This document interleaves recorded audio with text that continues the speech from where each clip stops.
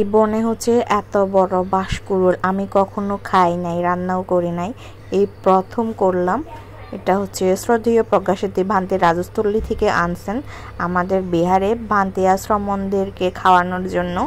তো শ্রদ্ধেয় ধর্মজ্যোতি ভান্তে আমাদের জন্য অল্প করে সেদ্ধ বাঁশকুড়ুল পাঠাইছেন, যেহেতু সকালে হচ্ছে যে ভান্তে আশ্রমদেরকে খাওয়ানো হয়েছে রান্না করে, তো এটা আমাদের জন্য ওনারা পাঠাইছেন।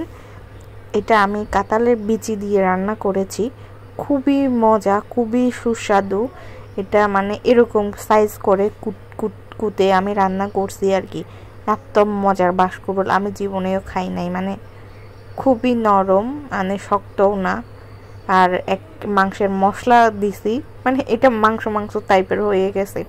কারা কারা এই বাঁশকুড়ুলটা খেয়েছেন অবশ্যই কমেন্ট করে জানাবেন এভরিওয়ান। এই বাঁশকে বলে বুদুং বাঁশ। এই বাঁশটা সাধারণত আমি চিটমরঙে গেলে হচ্ছে আপনি দেখতে পাবেন, আমি ওইখানেই দেখতে পাইছি চিটমরঙে।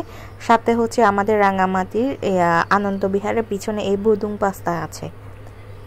আসলে খুবই টেস্ট, খুবই মজার এই বাঁশকুড়ুলটা, মানে একবারও খাই নাই, এই প্রথম খাইলাম আর কি।